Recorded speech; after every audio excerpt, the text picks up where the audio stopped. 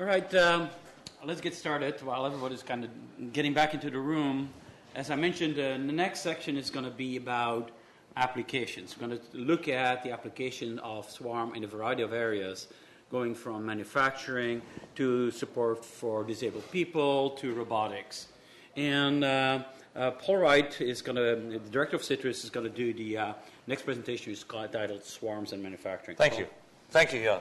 Good morning, everyone. I'd like to acknowledge a number of colleagues in the room that I work with, Jan and John Wozniak, obviously, but Professor Dick White and Dr. Igor Paprotny, soon to be Dr. Andrew Waterbury in the front here. And the group that we work with is very focused on sensing, powering those sensors with energy harvesting, and thinking about applications to the power grid, and thinking about applications to manufacturing. Fred Burkhardt, who just came in, is also part of that group. I wanted to share an interesting set of thought-provoking examples here. One of my other very close friends works in Cincinnati, Ohio, and he's a production supervisor for Kellogg. And they make cornflakes, obviously, and they also make cookies and things like that. And one of the things he really wants to do, thinking about the swarm environment, is to take the self-powered sensors that Dick and Igor, Andrew, many of us are building, and attach them to every machine that's in a Kellogg factory. And so with that vision in mind, I just wanted to start by showing, he doesn't look anything like either of those cartoon characters, but here he is in his control room in the morning when he arrives for work. He tells me that one of the most frustrating things about his life is that when he gets to the control room, first thing in the morning, there's not sufficient enough information from all the machinery. And one of the worst things that may have happened is that overnight, during the night shift, some bad things will have happened in the factory, and the machines may have been down. He doesn't know which machines are down. And so just beginning the day with a really good sense of a swarmed communication of what all the machines are doing in the control room would be one of his best activities. So I'm at the beginning of my little talk here. If nothing else, I want to show you that the kind of sensors we've been building, one of which I'm showing here, built by Andrew Waterbury, we have been affixing to a variety of machines on this campus. Etcheverry Hall, where I hang out a lot, and Sitar Jadai Hall in this building have a lot of rotating, vibrating machinery in the basement areas, especially since we have the big nanofabrication lab there. So this sensor, part of the swarm future, can be screwed onto a machine. And Andrew has built this phenomenal circuit here, rather like a voice coil, that picks up the vibrations of the machine. And then this is enough to power an accelerometer, which is on the sensor platform, to tell you about the condition of the machine.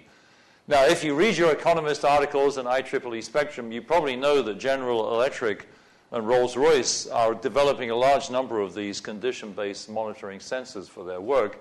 If you're Rolls-Royce in particular, selling engines to United Airlines or Qantas, you want to make sure that that plane is going to land in somewhere like London or San Francisco or New York for scheduling and doing maintenance, rather than having something really bad happen in a remote Fijian island and having the plane marooned there for several days before spare parts come. So this whole field of condition-based monitoring, having these self-powered sensors that measure things like machine vibration, we believe that they're going to be an essential part of the Citrus work, the BSAC work, BWRC work, and now the Swarm Lab work. So that's the kind of essence of my technical part. And during the poster session, Andrew and others will be available to talk about these self-powered sensors. This one relying on an electromagnetic basis, others relying on vibrating piezoelectric systems, others relying on thermal gradients, because as you know, there's big thermal gradients in most industrial machinery, and of course others working on small solar-powered activities. One of Jan's early PicoCube experiments was using a small solar-powered chip, but as we know, in the basement of a building or in the guts of a submarine, you don't have access to solar power. So it's these vibration and thermal environments that are very useful. So that's the main element of my talk today. My friend Tom Vaughan, who works for Kellogg, also stresses to me that what he would like to do is go beyond the control room. Often what happens if you're a member of a factory floor community, you arrive in the morning to something that looks a little bit of a watered-down version of a Star Trek view of the world. But then once you get out on the factory floor, you're kind of marooned. I mean, you might have an iPad nowadays, or you might have something on your phone, but you don't have the same access to that equipment. So what I'd like to do again with this swarm environment is to imagine that all the machines in a factory, on the factory floor, in my friend Tom Vaughan's case, of course, are these conveyor belts, making cookies. So it's a very ordinary kind of manufacturing process. This is not nanofabrication of FinFETs or anything like that. They're making cookies that you're going to eat over the Christmas period. And furthermore, he says that what he would have liked to have done, especially to see what happened in the night shift, and I'm sure there's a number of people in this room, whether when you were younger you got some crummy job in a factory and you worked on these three-shift environments, from 6 till 2, 2 till 10, and then from 10 until 2 in the morning. That's when a lot of bad things can happen in a factory. So Tom would like to say that even in the morning, when he's brushing his teeth, he'd like to get some idea of what's going on in those environments. Picking up from John Wozniak's recent talk that you just saw on the iPad, we stole, as a group from the BWRC, we stole a little group of videos from Corning Glass. Now, how do I get this to go? Don't I just put that in there and click that? There we go. So there's nothing fancy about these videos. They're here to inspire you. This is not Tom Vaughan. But, here he is. Maybe you would want this, maybe you wouldn't. But when you're brushing your teeth in the morning, you see what happened in the night shift, right? I mean, did the machines work? Can I get to work that morning, and is everything going to be okay? Meanwhile, then he's having breakfast with his children, and he wants to sort of look more about this stuff. And maybe he wants to share some photographs of the machines. I'm trying to sort of overplay what a production engineer would see. Having breakfast in the morning, trying to get their day organized, seeing what the factory is like. And in this case, he's talking to his mom. Maybe it's his birthday party that night, who knows. And all of this should be powered by our swarm environment on the machines. Switching over now, Tom gets in his car, and he would like in his car to again have these automatic readouts of what's happening in the factory. So he's driving to work, the things are happening at the factory floor. He wants to know what his production schedule is like, and finally would arrive in the office. So with that little group of videos in mind, this swarm on the factory floor really does need now to take a variety of sensors like the one I've just shown that Andrew has built that would be on these machines, connecting to Tom Vaughan's various moving, the devices that he can take with him, and then, of course, most importantly, connecting back to the main production system. So you've seen this slide of Jan's before. It's these three circles of the outer sensors connected to machines, the inner display circle connected to our mobiles, and the large areas. So in our work, and again, connecting with Chris Piester, who's in the group and the audience today, Chris's dust mote takes a peak active power of transmission, which is in the order of 47, say 100 milliwatts there. The sensor itself to do the vibration analysis, which is a simple ST microelectronics sensor, only takes 2.8 milliwatts.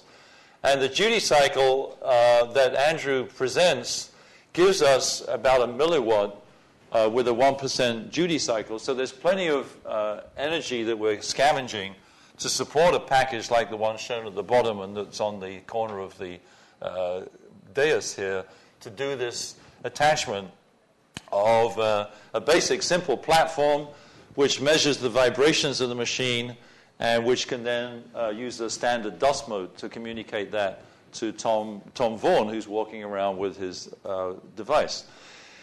One thing I should say was kind of interesting. When Andrew was doing his experiments, we actually found that there was a machine in the basement of this building.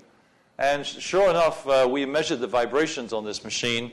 We weren't smart enough to quite realize what we were getting, because 2 or 3 weeks later, that machine did fail because it was beginning to lose its quality of its bearings. So we were already showing that, done right, this kind of equipment and this kind of swarm vision can be a terrific way of doing the real-time monitoring of the various machines that Tom Vaughan would be using in his Kellogg factory making these chips, and giving him a large amount of information to monitor what's going on.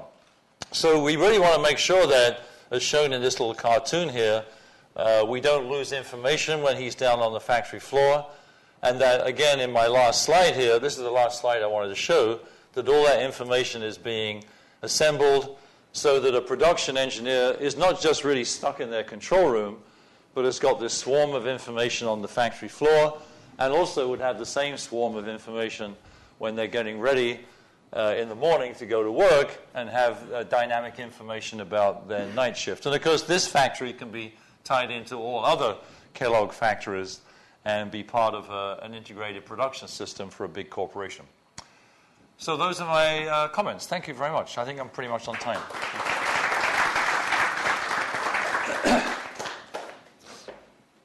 Thank you, Paul. Any questions? Actually, one thing I want to point out, yesterday there was actually a large meeting here on campus of a federal initiative which is called AMP, which is looking at improving manufacturing in the country. And one big part of that was actually devoted to cyber-physical systems and the use of cyber-physical systems in basically the improvement of manufacturing, or basically enhancing or bringing manufacturing back to the country. Yeah. So that's an interesting thing to point out, and it basically Swarm is going to interpret with that very nicely. Thank you, Paul. Thank you. So our next presentation is going to shift a little bit to a different domain, from the factory floor to basically the medical space. We are very pleased to have with us here today Jay Han, who's a faculty member at UC Davis at the medical school, and he's very much engaged in the rehabilitation of people with disabilities. And we actually are doing some joint projects now and looking at how things like swarms and empaths can basically help people with disabilities to basically bridge digital divide. So, Jay. Thank you, Jan.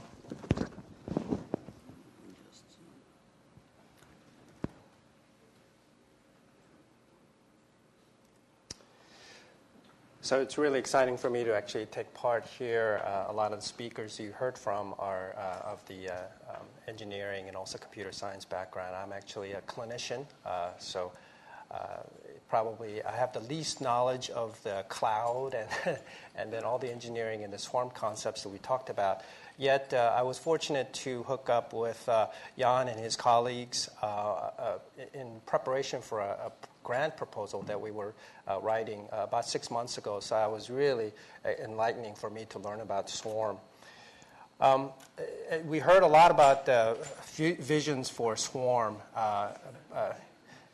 Yeah, we can actually read that together. It was much nicer before people started storing all their personal and medical information in the cloud.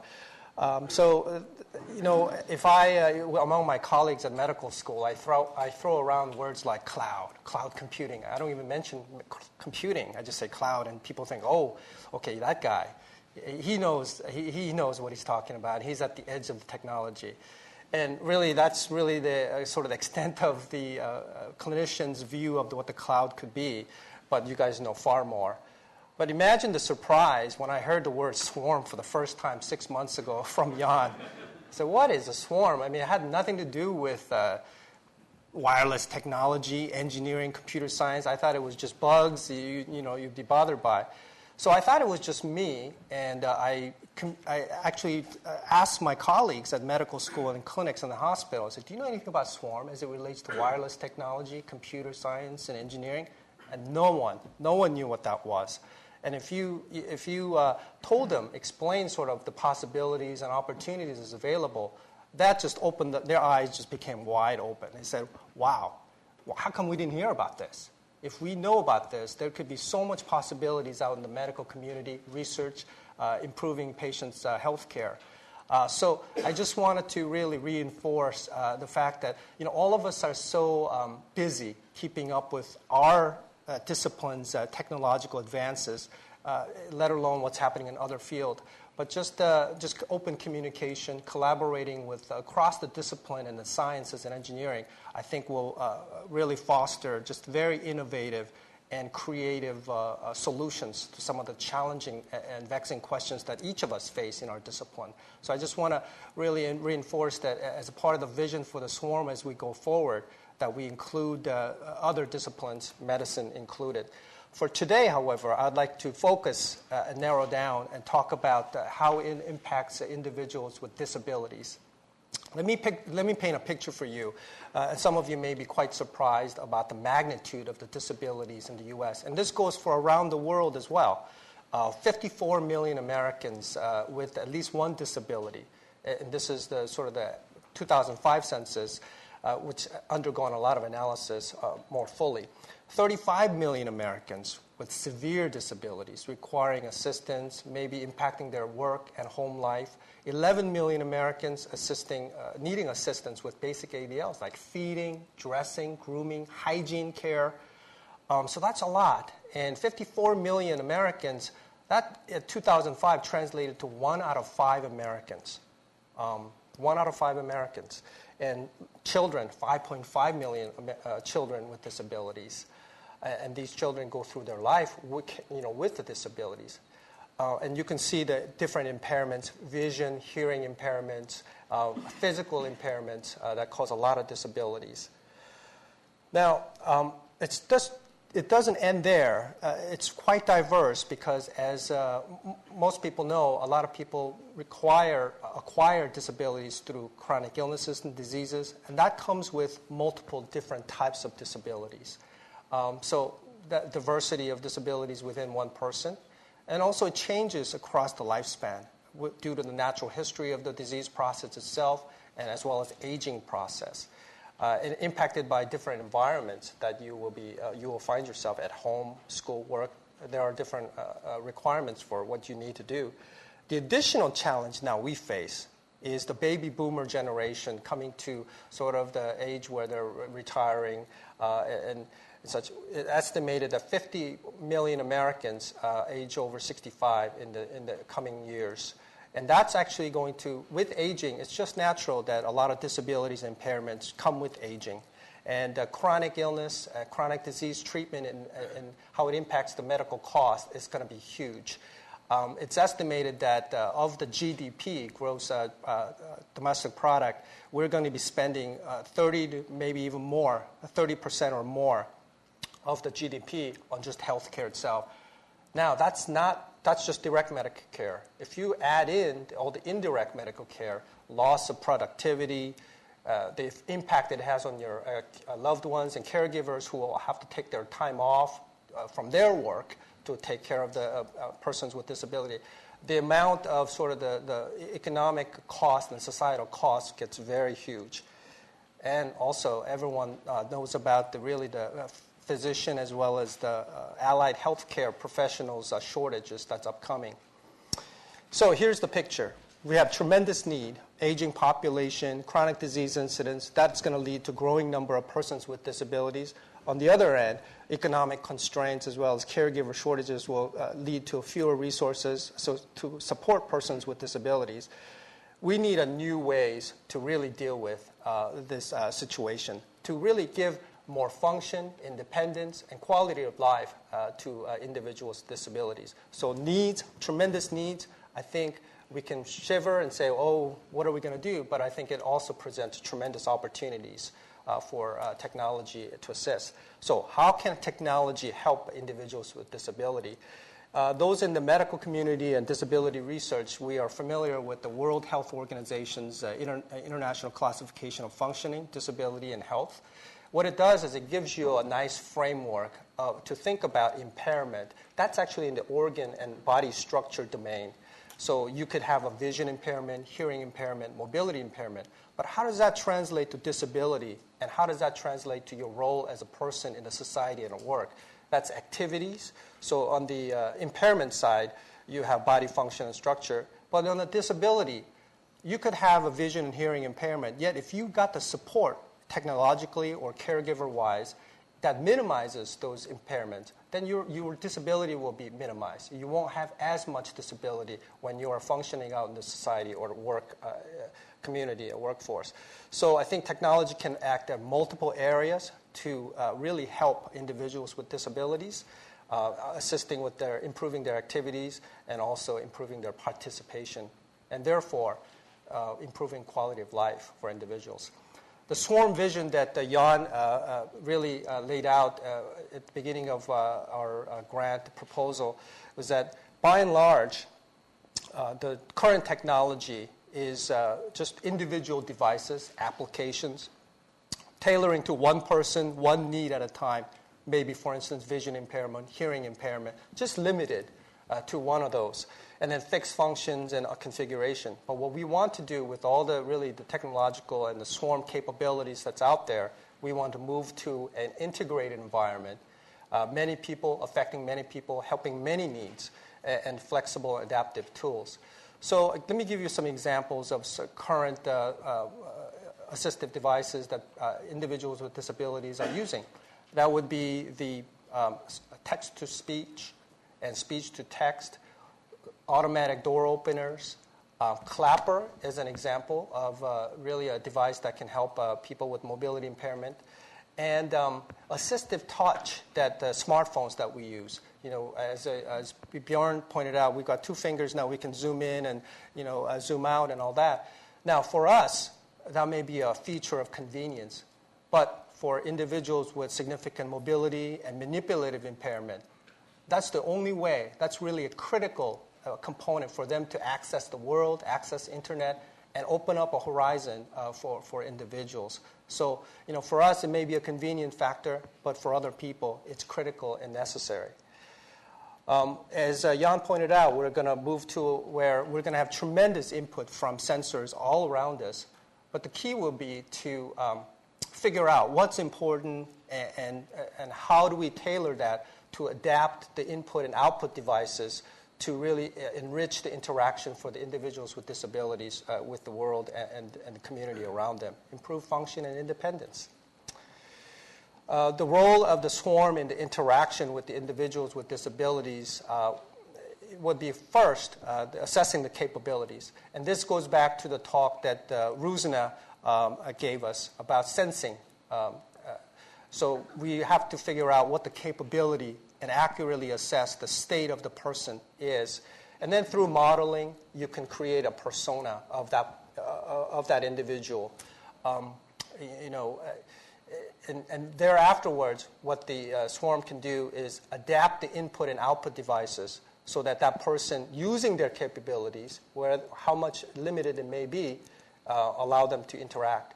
And that will change as they move into different environments. Different school environment needs will be different from a work environment versus your leisure environment. So this is a very complex problem. As Jan said, we're just at the forefront and just at the beginning stages, and there needs to be a lot of work that needs to be done. But this is quite exciting. And for me, to have really heard about the swarm technology and what's out there available is just tremendously exciting. Now, potential of swarm and the unped concepts to benefit the individual with disabilities. What we want to move towards is a personalizable, adaptive, and a scalable system. Medicine, as you know, is also making tremendous strides into personalized, what's called a personalized medicine. We're at the stage where we can sequence our genomes, figure out what your genetic component is, a predilection for diseases are. And there will be a future pretty soon where we will have designer drugs tailored to you personally. So that's a personal medicine. But I think at the computer science level, with the swarm, I think you can get down to that level also. It's a personalizable. Swarm allows that because all the sensors that will be available to you. Adaptive, it will adjust based on the evolving capabilities of the person as that person goes through a lifespan, as well as different environments. And scalable, and affecting a lot of not only people with disabilities, but individuals without disabilities will also benefit from these technologies and advances that will come about. Just to tease you a little bit, as I have a few seconds left, some of the ideas that Bjorn Hartman, and also Jan and the rest of the colleagues had talked about, the idea of flex space.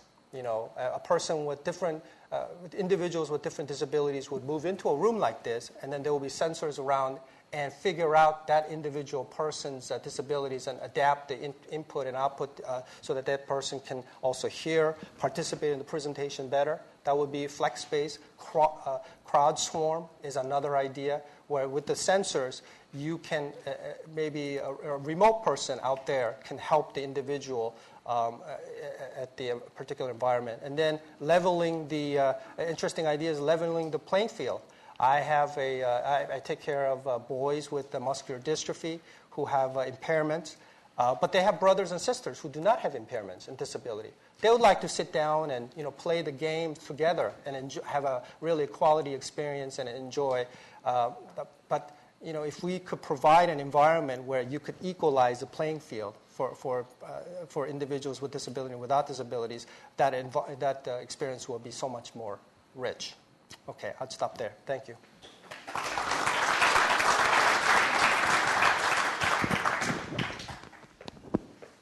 Thank you, Jay. Room for some questions? I know it's a lot of information coming your way, and we'll keep on we'll keep the faucet open. Oh, ADL, activities of daily living. Mm-hmm. Yeah. Feeding, grooming, dressing, toileting. So Jay showed this picture with swarms of insects floating around. I think it was a perfect lead into the next presentation. It's going to be by Michel Maharbis, and Michel is going to talk about neural swarms. So nice linkage there.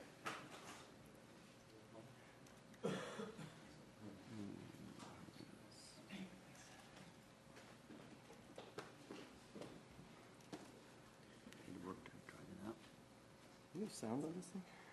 Yeah, you do. Yes. Excellent. All right. Thanks. All right, let's see if I can do this well in 10 minutes. That's what I have, right? 12 minutes. Oops. There we go. Okay. So actually, I tend to think about this as sort of swarms for the multicellular. And so I want to walk you through a rapid-fire, hopefully intelligible overview of some of the way we view this swarm phenomenon. So what I do is build interfaces. And what I want to do is walk you through a variety of the types of interfaces we build and what we write on. And all these things, in the end, in my mind, are predicated on three things. The first one you're all familiar with, that's probably why you're here. Computation and communication are basically becoming ubiquitous, incredibly low power, and so on. We have the ability to fabricate very tiny things at all the different scales of interest for cellular phenomena. And biology, in my particular view of this, either neural or developmental biology, is moving very fast. And we're at a very exciting point for those people like me that follow it sort of as a voyeur. There's amazing stuff coming up. And so given that, here's what I want to do. I want to hit these really fast. The first one is sort of been around for a couple of years. This is what we did that got people excited with insects. So can you tap into these three things? Can you build a synthetic interface that biases insect flight? Can you fuse the interface to a sensory organ? Can you build robust, stable, high-density interfaces to mammalian neural systems? How small can you take all of this? And if you think of the body swarm, what does that take us? So the sort of original thing that everyone loves to see pictures of and sort of set the stage for the things from which we sort of built on is this project that the DoD started a few years ago asking the question, could you implant a very small computation and communication package and have the right neural and neuromuscular interfaces to the insect to bias its flight? Essentially, could you take an insect and turn it into a remote control airplane? And, you know, the work is ongoing, but the fact is that this is a completely doable thing. You can take these insects, and I'm going to talk more about these stages they go through, but you can take these insects that start out as larvae and rebuild themselves during pupation into adults and really do quite a lot with them. And I'll talk about that in a second. But just for fun, everybody loves to see these pictures of us turning insect flight on and off. You can absolutely bias what the insect is doing in terms of turning on and off its wing oscillator. You'll see in a second this starts to get amplitude modulated. The on and off behavior is incredibly repeatable. So here you see us triggering it to start flying, and this movie continues sort of ad infinitum. There's another movie where we turn it off, and everyone always gets shocked when they see that. You can bias its turning behavior, and here you have this insect flying inside a Vicon motion capture room that's in the Russian field station. We tag it when we tell it left or right, and so on. So you can absolutely build interfaces of this kind. But I want to talk about something else, actually. This is sort of to set the stage for more recent work. We were very interested in what power the effect of the fact that these insects rebuild themselves from this form to this form might have in building in these interfaces. And so what we observed is that during pupation, the cuticle of these insects is incredibly transparent and thin, and you can actually watch the sensory organ, say the eye here, and this is the base of the antenna, build itself, essentially fabricate itself as this insect is maturing in this pupal phase. We also knew a little bit from the literature about what the timeline for neuronal extension and synaptogenesis is. In other words, we sort of knew something about how the neurons that extend out from this eye form connections to the brain so that you get a fully functioning sensor. And we hypothesized that if we took a very thin polymer perforated interface and introduced it into the sensory organ prior to its full development, essentially as the insect was fabricating the eye, we might get some interesting results out of it. In fact, we do. So this is what I want to show you and then move on to other things. We take essentially what is either a polyimide or parylene perforated substrate with metallization around the perforation, and we introduce it very early during the fabrication of the eye or the antenna in a plane that's normal to the extension of the processes. And what we find remarkably is that this is the pupa with this insertion. This is the adult. The cuticle fuses mechanically with this thing so that it now becomes inseparable with the adult. And you have an interface built to the adult, and I'll show you the punchline in a second. But even mechanically, this is an amazing thing. This thing is born essentially with this thing built into it, and it's completely, fully functional, normal eye. Now, there's only a window in which you can do this. You can't go too late or too early, or you get problems. Too late, the thing is too adult, and it bleeds out and dies. Too early, and the eye doesn't form. You actually can prevent the formation of the eye. If you look very closely, you can actually see that the neural processes extend through the perforations from one side of this organ to the other side that extends to the brain. It's completely mechanically robust. So here you'll see us sort of letting it walk around. It works. The eye works. We've done behavioral assays. This is a manuscript that's going out this week. In a second, you'll see us sort of tapping it with a Q-tip. This is a much thinner interface. It's a newer development, and you can see it just straight out of the fully formed eye. Okay, this beetle is completely normal. They live as long as unimplanted beetles, and they can see. And here's the remarkable thing: I can record from its eye, so I can take data right out of its eye. This is light-stimulated evoked potentials coming out of the insect eye.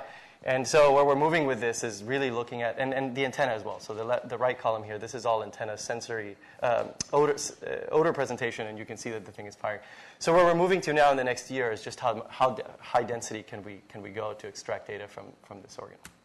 Okay, so let me move on and kind of again, using each vignette to set the stage for the other one. Can we build a robust, stable, high-density interface to the mammalian neural system? This is something that Jan has been talking about for a long time, and with Jose Carmena and Tim Blanche and a number of other people, particularly people at UCSF at Stanford, we now have technology. This is a parylene-based platinum and ITO technology that allows us to record. I think this is a little movie Peter sent me.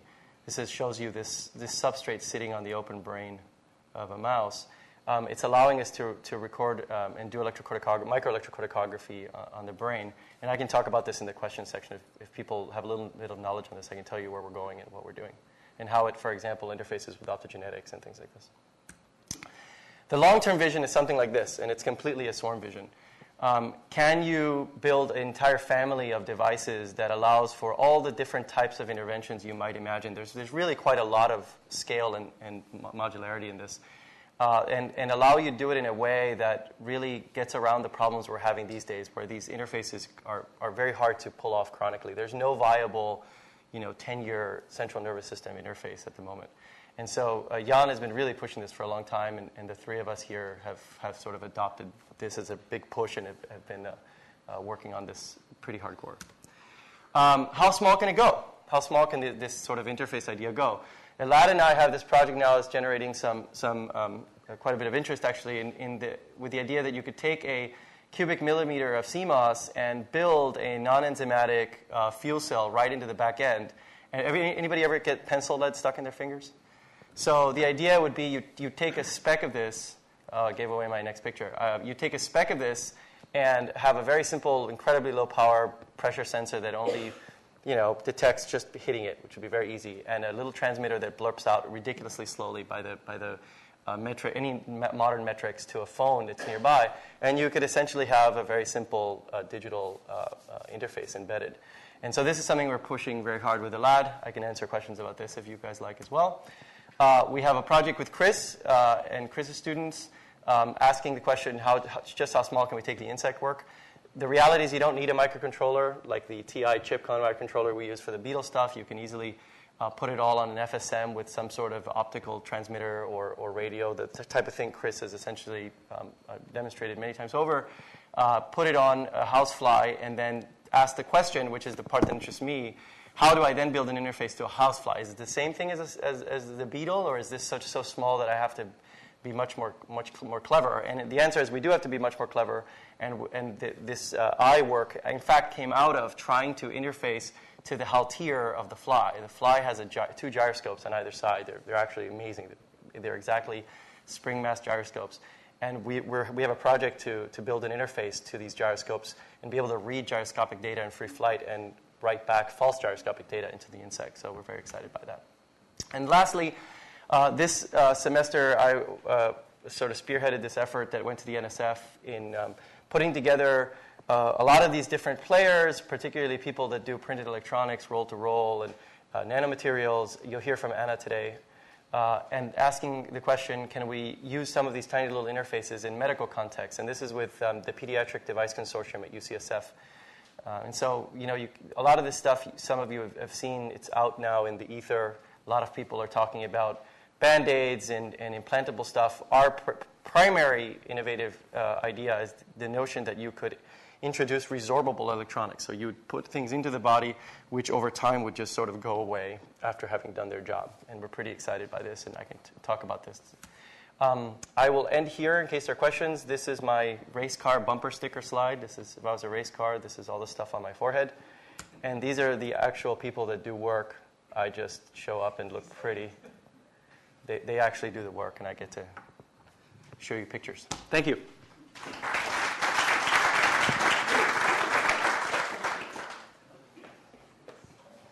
Thank you, Michel. Neural swarms indeed. You must have some questions about this. I do. Cool.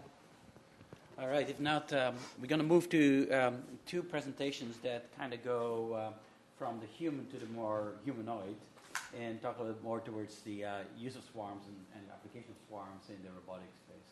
And our first talk in this will be by Claire Tomlin. Thanks, Michel. Thank you. Thank you. Let's see, I have it already there. No, I don't.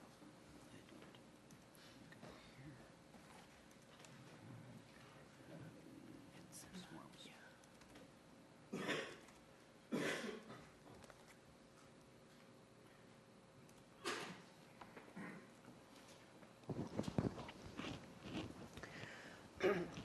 So I'm going to talk about much bigger things in size, but many of them. We're looking at what we call mobile swarms. And we've been interested for a long time in infrastructures and infrastructures for large-scale systems, typically safety-critical systems. So one thing that we've been working on for a long time This is with the Federal Aviation Administration, and NASA Ames is automating a lot of what air traffic controllers do manually now.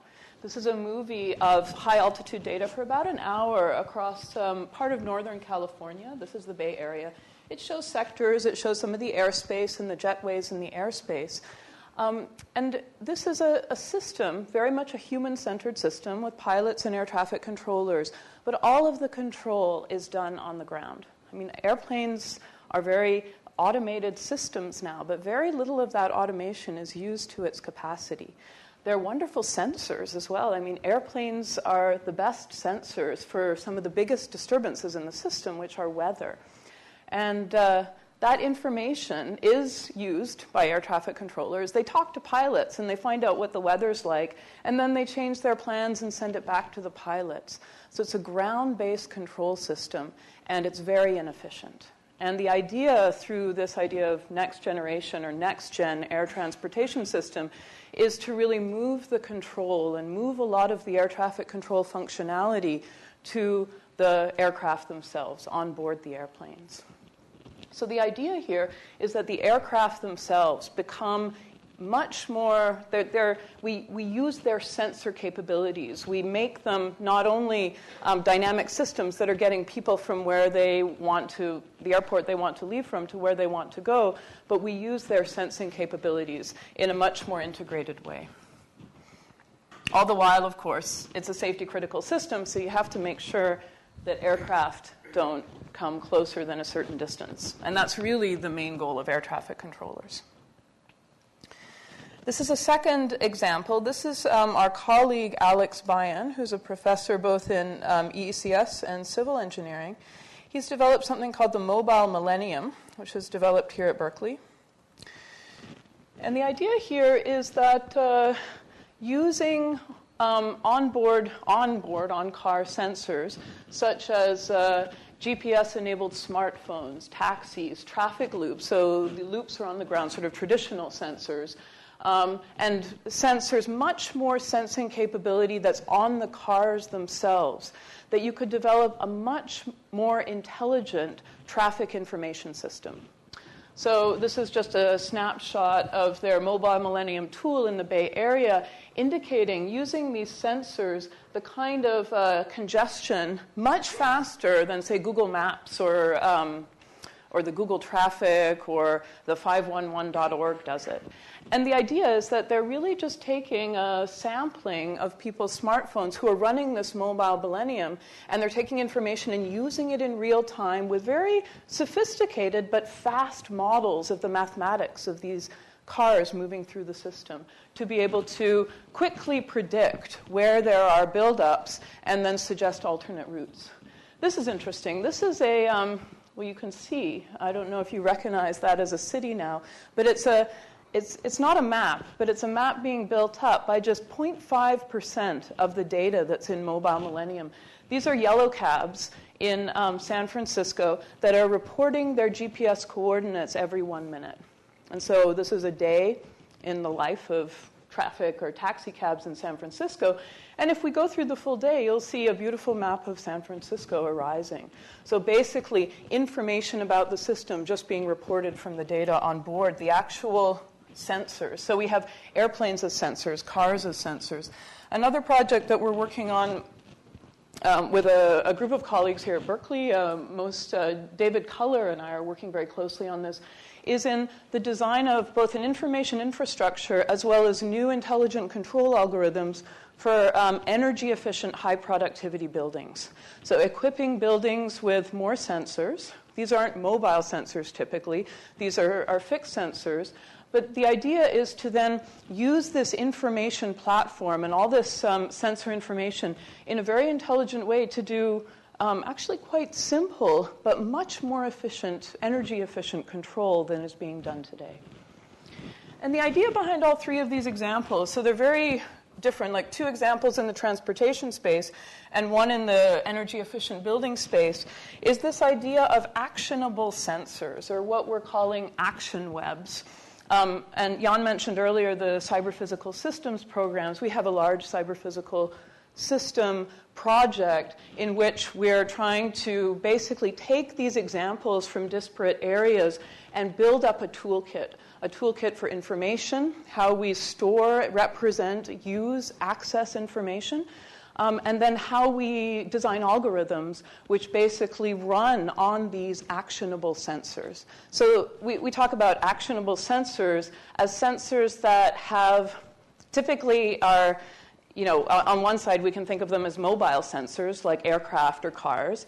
But on the other hand, they're systems that have another purpose entirely. They're not really, their main purpose is not to be a sensor, yet they're perfect sensors for gathering more and richer information than we've seen before. And so this is kind of a view of what we do. We have an action web, and each of these represents, so this is supposed to be a blow-up, you have intelligence on board each of these sensors. So we think about it in a stack as being a sort of state estimation, a model identification, and a control algorithm. And it's important when these are dynamic systems and you're trying to design algorithms, for example, for efficient flight through a congested, perhaps weather-affected airspace, to be able to actually, if your algorithms are centered on board one of the systems, you want to be able to use information from the cloud to be able to identify not only things about yourself, but things about your environment. So all of these problems that we've thought about in control become very interesting when we think about them in this large-scale distributed and decentralized framework. And so we've got various research agenda projects going on dealing with uncertainty. So how we do this kind of model identification quickly. And it's, we have typically some model of the physics of the system, yet we're collecting data. And so we'd like to augment physics with machine learning. And that's one of the projects we're working on. How we task sensors. So sensors, particularly mobile sensors, they're control systems. And in Control Engineering 101, the first thing you learn is the separation principle. You separate the control problem from the estimation problem. But we don't want to do that here. Here, we typically want to control the systems to achieve both optimal control of a trajectory, but also to get the best information possible. So there's a tight interplay between control and sensing. And we have projects in distributed optimization dealing with multiple objectives. And of course, everything we're dealing with is a human-centered system. And we want to be able to not only use input from humans about desired objectives, but also use humans as sensors. They're, especially in buildings, they're the best sensors to be able to use in some cases. So in terms of the swarm's vision, we're really thinking about the applications here. We're thinking about the design of algorithms that run on top of the layers that we've been talking about in earlier today. And these are just, I think I've just mentioned these, several of the research projects in algorithm design that we've been working on. So let me conclude with a couple of So you can't really go and affect the air traffic system. We've done flights with Boeing aircraft. But it's nice to be able to develop algorithms and then have these kind of university test beds where we can test them out. And so we have about 12 of these. These are quadrotors. You can't see them in great detail, but each of them is about that big. It's a quadrotor, which means it has 4 rotors.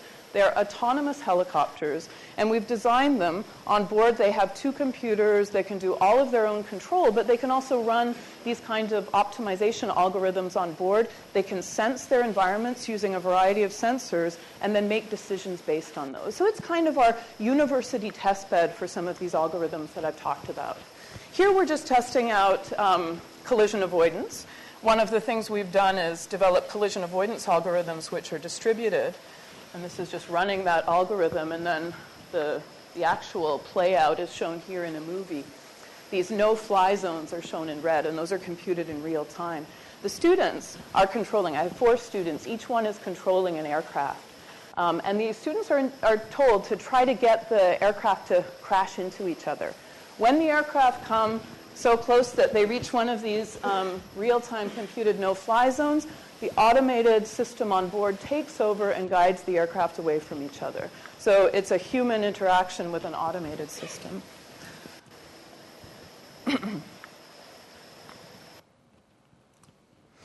This is a little bit more about information gathering. So here we have two quadrotors that are searching for a target. They don't know where it is initially. They have some kind of probability distribution of where it is.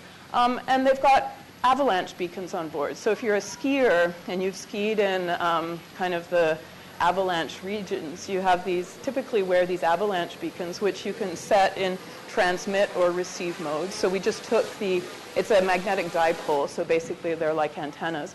We took them out of their packaging and put them on board each of the quadrotors, and then we put one of them down here on the ground.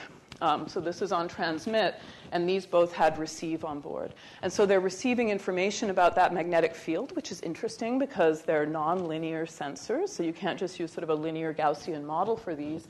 And the quadrotors are gathering information, sharing their observations, and honing in on basically exactly where the target is. Another application. Here's another application that we're doing now. So we've put, for those, this is a Microsoft Xbox Kinect sensor. We just mounted it on board of a quadrotor. And so we're using it's an RGB camera as well as a depth camera. And so basically it gives the quadrotor a nice set of eyes to be able to see around it. And we're asking it doesn't know anything about its environment, yet it's gathering sensed information. It's trying to learn a conflict-free pathway from an origin to a destination. This is a controlled scenario. It's our lab, so we got to set it up. Yet we didn't tell the quadrotor about, it had some a priori information about some of the bigger obstacles, and then it had to learn the environment to be able to understand what was going on. And so here you can see in this, the quadrotor, it's going along an initial path, comes along, sees, so this is the representation it has of the world, sees in fact that its pathway, so the shortest path is blocked, and so it has to gather information and replan in an optimal way. So it turns around, all the while gathering information about the environment and doing this in real time to be able to quickly localize the goal and get to its goal area. So as sort of a simple demonstration of how you might use such optimization algorithms in real time on board these vehicles. So basically, I'd like to sort of use this. I mean, we're using this as a test bed of our algorithms, but the inspiration and the kind of motivation for the kinds of algorithms that we're designing are coming from these disparate applications. And with that, I think I will conclude.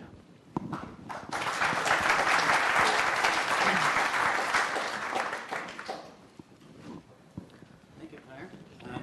Really puts mobility into the swarm perspective. And the next presentation we'll do, if there's no questions, we'll keep the faucet coming. So the next presentation will be going on the same line, basically looking at robotics again as an environment where sensors are very rich. And our next presentation is going to be by Peter Abil. Is Peter here? He's somewhere in motion. I have his presentation, but I'm not going to give it. So either he's confused about the time, or what we're going to do is, since this was just before the break, let's take a break right now and get back. Let's see what the time is. Oh, there he is. Just in time. Come on in. Come on in. You're just in time. This is perfect synchronicity. That's what we're talking about here. I was already visiting the fourth floor of Corey. Uh-huh. Oh, okay.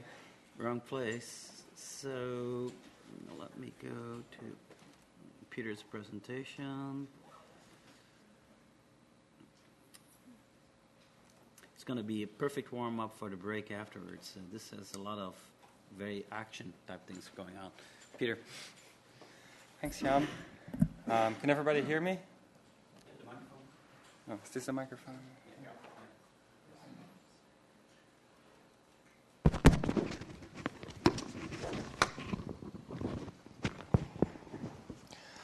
All right, so I'd like to start by telling a little story. So what I work on is learning in robotics. And a few years ago, some friends of mine were building a new robot. And They're working on that robot, and they showed this video to me.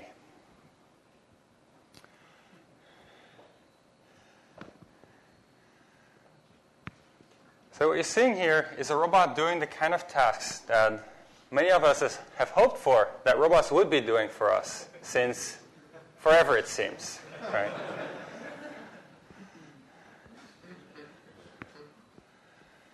However, there's a catch here. Everything here is teleoperated. One of my friends is very carefully joysticking that robot around to get this done. Still, this is very exciting to me because this means that if we can write the right kind of software to drive this robot, we could all have Rosie the robots doing household chores for us and many other things. So why don't we have that software for us?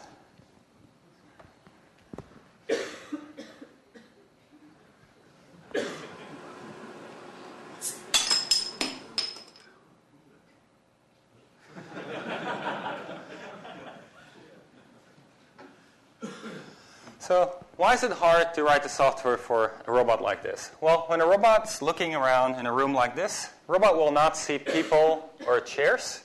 The robot will just see pixels. When a robot acts in the world, you can't just ask it to, let's say, throw a ball at you or pick up a cup. You'll have to ask it for each of its motors how much they should move. And it turns out that it's been really challenging for people to program robots to get it to do tasks like the one you saw in the first video. What I've been working on with my collaborators is kind of a new paradigm of how to program robots. And the idea here is that rather than program the robot for each task you care about, you try to program the robot in some sense just once with the ability to learn from demonstrations in the future.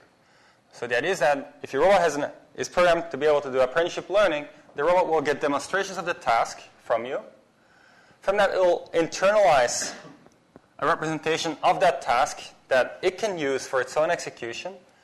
Then it'll execute that task on its own. And from the execution, it'll learn to further improve its execution of that task until it does it even better than your demonstrations. So we're far from fully solving this problem, but we made some progress, and I want to share with you some examples of things we've been able to achieve that were not possible before. So here's the first example. And the first example we'll look at is autonomous helicopter flight. This is widely considered a very challenging control problem. Why? Helicopters are naturally unstable, which means you continuously need to adjust to keep them just in the air. If you want to do more complicated things, it gets even more tricky to control them. So take a look at, thanks to the apprenticeship learning methodology, what we've been able to do. Loading the video still, I think.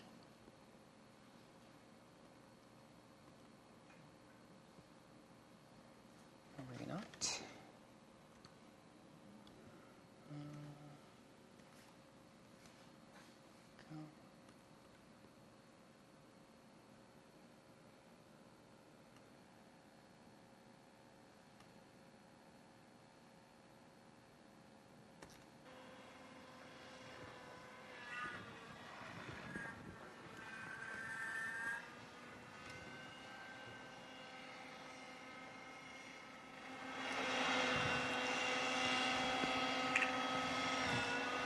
So what we did here is we went out with an expert pilot who's been flying helicopters for about 25 years. We had him demonstrate 5 to 10 times how he flies a helicopter for each of these maneuvers. And then for, let's say, 10 demonstrations, we would cut out the 5 that weren't that great, keep the 5 that were nice demonstrations. And then our learning algorithm from those 5 nice demonstrations would build an internal representation of what is the trajectory you should fly to execute that maneuver, and how does the dynamics of the helicopter behave throughout that maneuver. So we're able to do a wide variety of maneuvers. What you're looking at here is inverted hover. The way a helicopter like this controls its thrust is by changing the pitch angle of the blades. So when it's upside down, it essentially has a negative pitch angle, keeping it in the air. Here are some of the more difficult maneuvers. Turns out what makes this more difficult is that the helicopter is working in its own air. So the helicopter pushes air around, has to maneuver in that air that's moving around in a very complicated way and anticipate how that will affect the forces acting on it. And then we end here in inverted hover. Some maneuvers you haven't seen here, we've also been able to teach it, are chaos, where the tail spins around really fast and the helicopter flips over at the same time. And auto-rotation landings is where if your engine dies, you do an emergency landing maneuver that still gets your helicopter down safely, ideally. Or alternatively, if your tail rotor dies, you switch off your engine and you do an auto-rotation landing.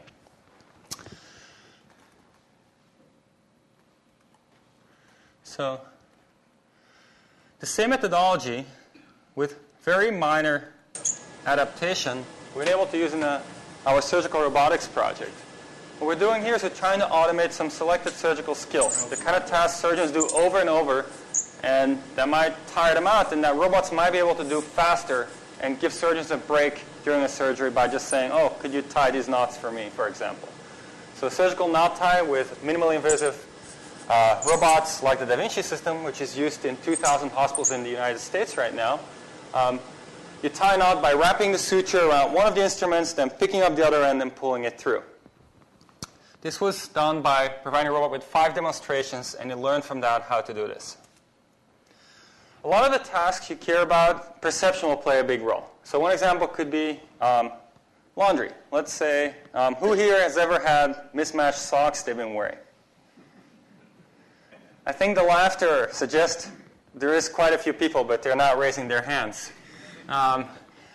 Well, the kind of task a robot could do for you, first of all, it could figure out whether your sock is inside out or not, ideally. That's something you'd like it to do. And then you'd like to figure out where the toe is, where the opening is, so that if needed, it can grab it by the opening and flip it. And then ideally also pair them up in the right pairs. So what we've been working on is a way to teach the robot that concept.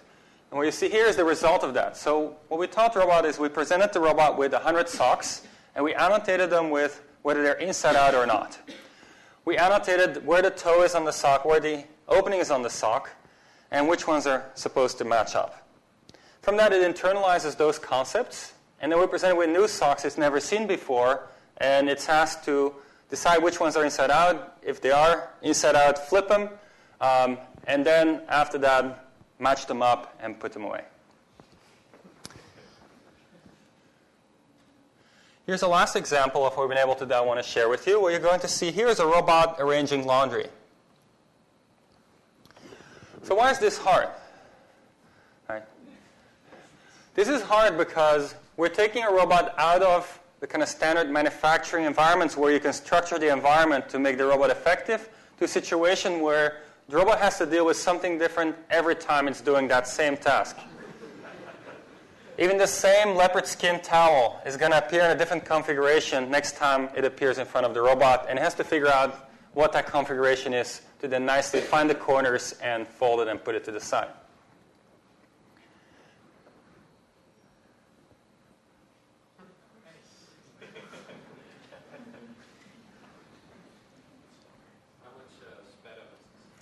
This is 100 times sped up. For your viewing pleasure. You can see there 100 times longer to see the same movie if you wanted the real-time version. For full disclosure, so this is sped up 100 times, so what does that mean? That means that it takes 25 minutes to fold a towel this way. Extremely reliable, though.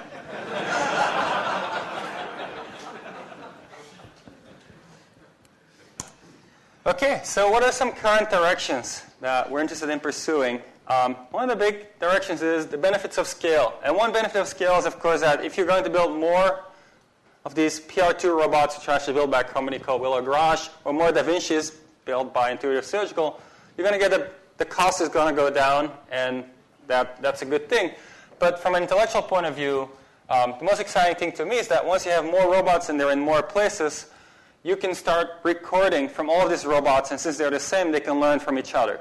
Thinking of the Da Vinci system, right now there's, I think, 5 hospitals of the 2,000 hospitals that are equipped with video recording, and so every operation that's done with those robots is fully recorded, both video and all the joint angles of the robot throughout that surgery. So all that information about the surgery is stored and can later be analyzed if we can come up with the algorithms to analyze that intelligently. Another direction I'm interested in, rather than the learning from demonstrations, is self-learning. And the big thing that is a challenge here for robots compared to often what we see in computer science learning systems is that for robots, safety is a big issue. You can't just learn and try things out and then maybe kill a robot or kill a person along the way. You have to, from the outset, think about safety and much more cautiously go about how you learn to explore new environments. And the last one is one I hope where there'll be a lot of influence from other people in the Swarm Lab, which is sensor capabilities. If you look at this robot, like one of the obvious things that stands out, the sensors are very limited. Essentially, there's just a few cameras. There is no skin on the robot, so no touch. If it runs into you, it's not going to know about it until its motors essentially feel it, as opposed to something much softer feeling it, or maybe some whiskers feeling it. Cameras, still, there is a couple cameras. It'd be much more effective had we maybe 100 cameras all over the robot. It could look everywhere. Right now, it doesn't even look behind it. That's just one more camera, but in general, a lot of occlusions will happen. The robot's manipulating things. It can't see what it's doing because its own body is in the way. So those are the main directions I'd like to pursue. And now I'd like to open it up for questions. Thank you.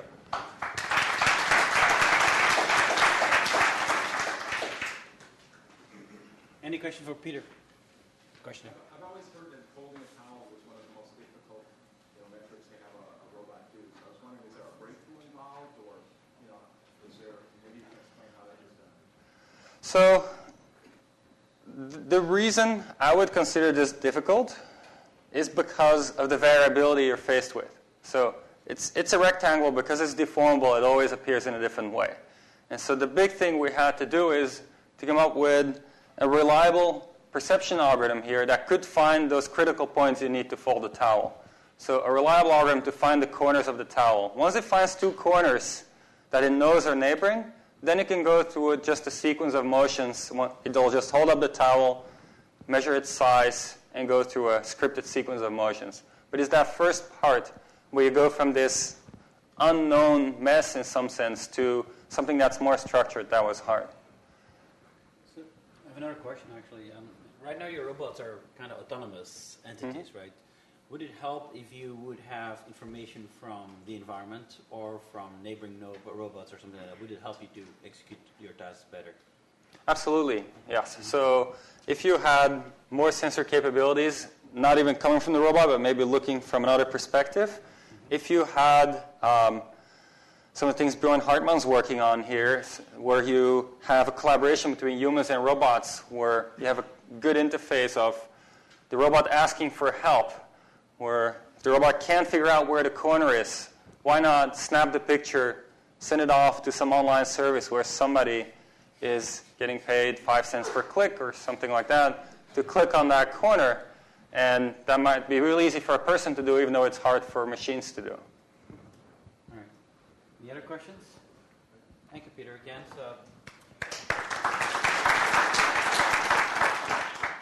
Who says that faculty cannot stay on time? We're actually perfect. They're ahead of time. So we're going to take a break right now till 11:45. Come together for the last session, which is going to be on the components of how we're going to build up this farm. Thank you.